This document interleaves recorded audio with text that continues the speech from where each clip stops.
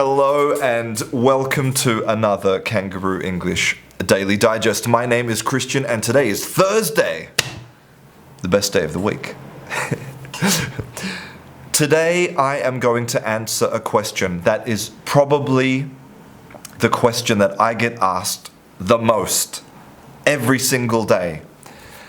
How do I overcome my fear of speaking?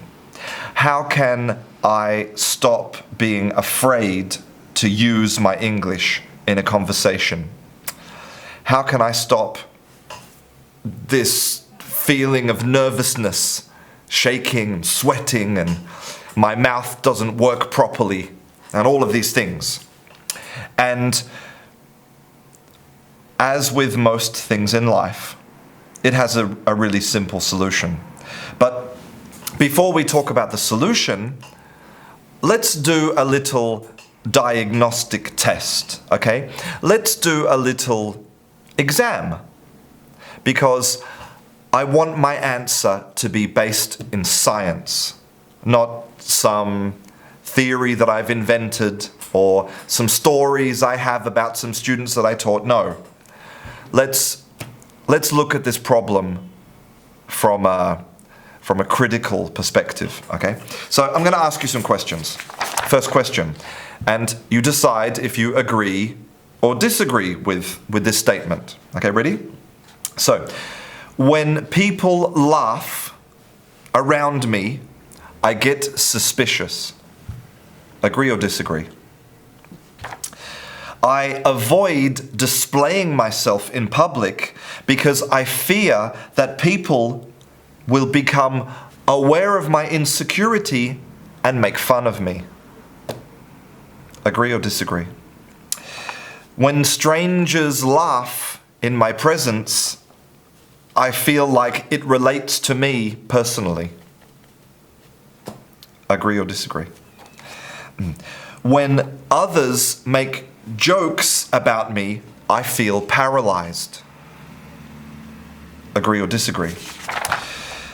I believe that I involuntarily make a funny impression on other people. When I have made an embarrassing mistake, I avoid that place from then on. Two more questions. If I did not fear making a fool of myself, I would speak much more in public. And finally, it takes me a very long time to recover when people laugh at me. Now, I know from the emails that I receive, from the messages I receive, from the comments I receive, I know that for a lot of people, the answer to this question is yes. I agree, that describes me, that's me. And to those people, I want to say that congratulations, because I have just diagnosed you with a clinical disorder. Okay, so these questions come from a clinical questionnaire called the Gallup-15. And if you agree with most of these questions, then you suffer from a clinical condition called gallotophobia. And so we know that it's a phobia. You're afraid of something. What are you afraid of? You're afraid of people laughing at you. And it's actually a very common phobia. Nobody likes it when people laugh at them. Now, what is the cure for gallotophobia? If you went to a psychologist or a psychiatrist or some type of other therapist, what would they do to help you? Well, in good clinical practice, there are two recommended therapies for gallotophobia. Okay? The first one is called systematic desensitization. And basically, what your therapist or your psychologist, what they do is they expose you slowly to the experience of people laughing at you. So, slowly over time, you become desensitized to people laughing at you. Right? But the second technique is more effective, and it's called flooding. And that's when you are suddenly and abruptly exposed to a huge amount of people laughing at you. It's overwhelming. It's traumatic. But this is the cure for this clinical condition. And so the answer to the question, how can you get over your fear of speaking, which essentially is, how can you get over your fear of people laughing at you? The answer is, you have to have people laugh at you a lot. And that's not my opinion, that's what the clinical science tells us is the cure, okay? Now, that's one reason why I am so upset about this trend, this obsession with workbooks, okay? Now, some people think that when I tell students to throw away their workbooks, that I'm being cute, right? That I'm saying, haha, look at Christian, he's telling us not to study. That's stupid, because learning a language is really hard. You have to study, you have to be in the book doing this, right?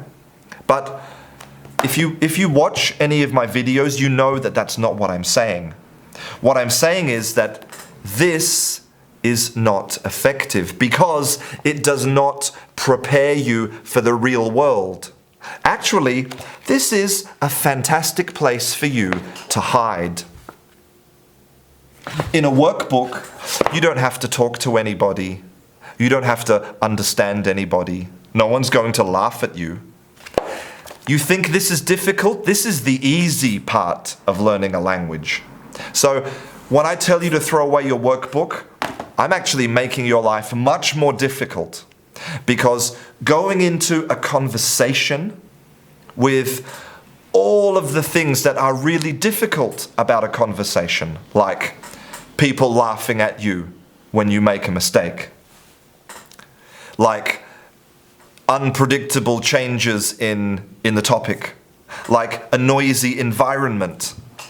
All of those things can make conversation the most difficult thing that you can do in language. But the cure for your problem is not more study, okay?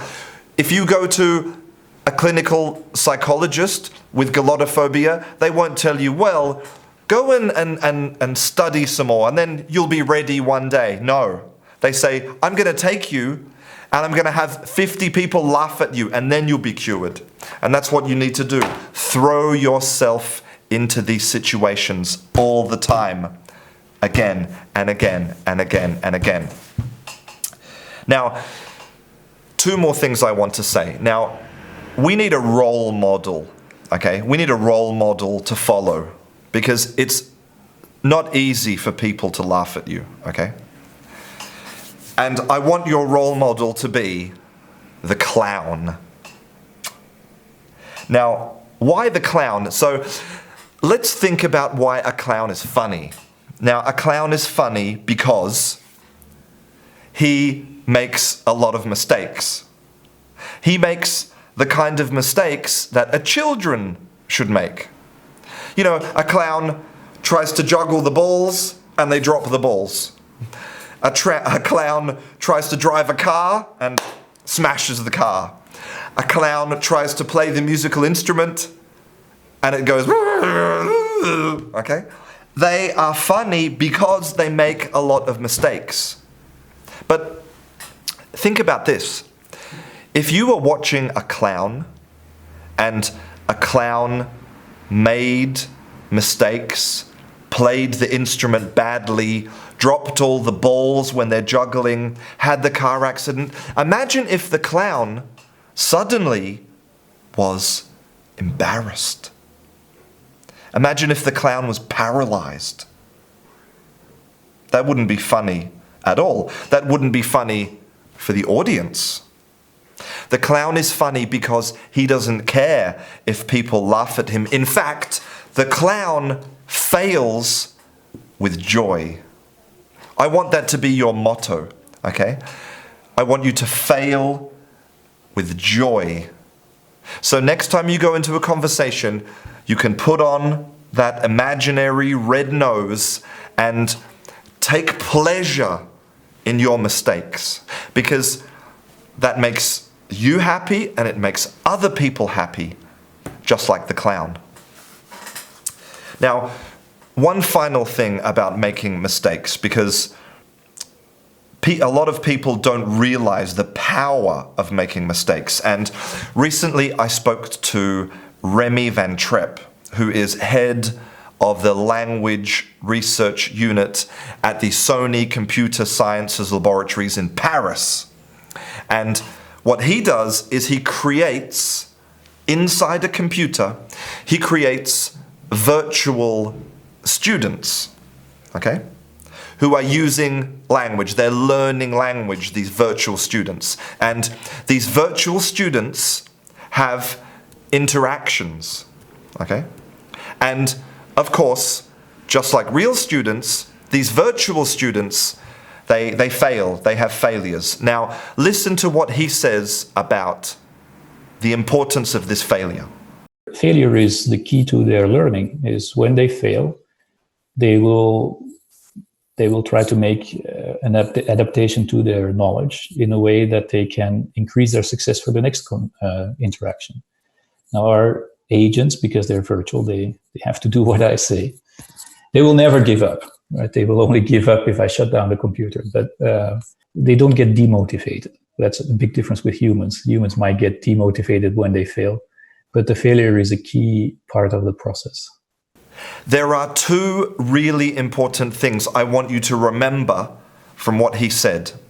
The first thing is that they never give up. If you give up, you're guaranteed not to succeed. And the second thing that he says is that failure is an important part of the process. Not, something that happens, not a byproduct, not something that, maybe happens, maybe doesn't. Failure is an important part of the process. So fail with joy, fail often, and throw yourself into situations that make you uncomfortable. I hope you enjoyed today's Daily Digest. My name is Christian, and I'll see you in class.